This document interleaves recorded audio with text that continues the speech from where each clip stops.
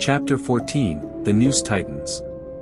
The smell was the first thing that tipped off the residents of the ritzy neighborhood where Cassandra Blake's mansion stood. It was a putrid, cloying stench that crept into the air vents, lingering even in the gated estate's manicured gardens. By the time the police received the anonymous call about a strange odor, the bodies inside had already begun to decay. The scene that awaited the detectives was nothing short of a slaughterhouse. Detective Thomas Mercer stood at the edge of the sprawling marble foyer, the sickly sweet scent of death thick in the air. Blood smeared the walls, splattered in chaotic arcs that told a story of brutality. The bodies of the guards were scattered like discarded toys, throats slit, eyes wide open in eternal horror. But it was the piece de resistance waiting upstairs that would haunt their dreams.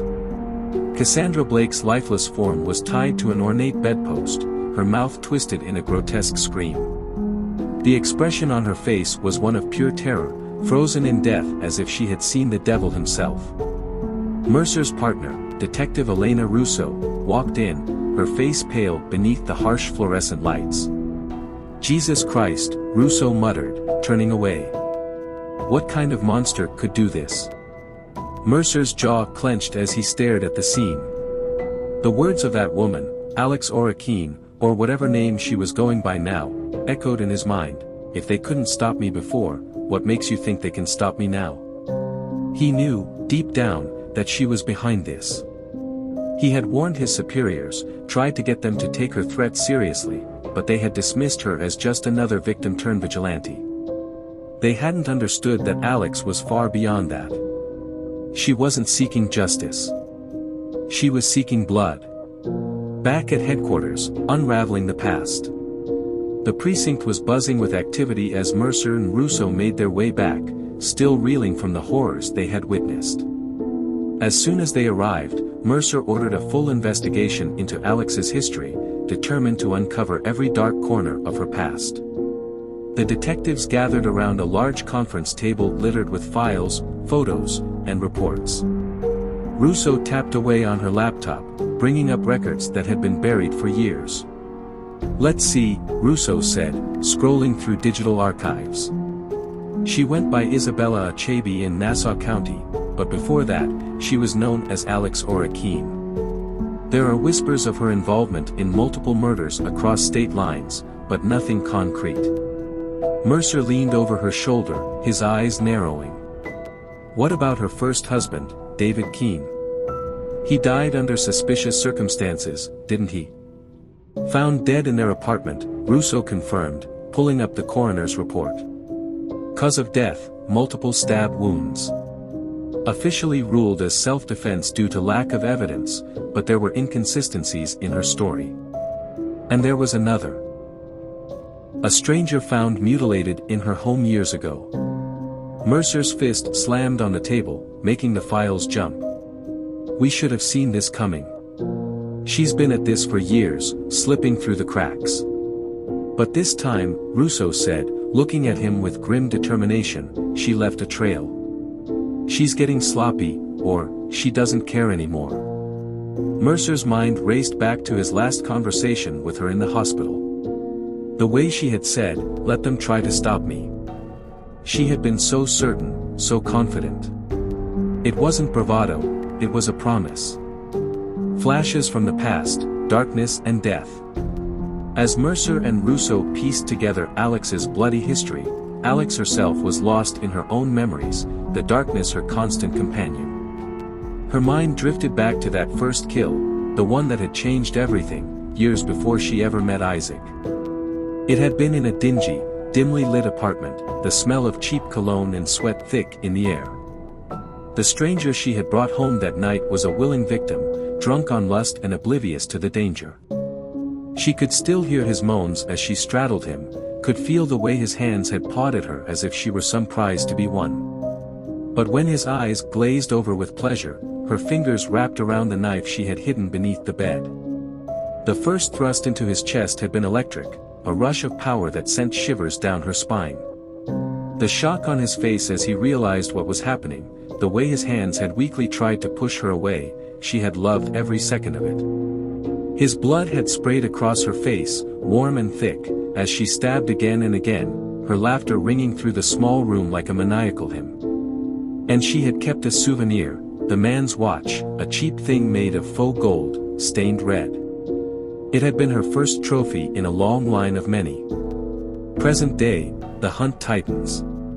The sun was beginning to set as Mercer and Russo drove to the address they had finally uncovered, a small, nondescript motel on the outskirts of the city.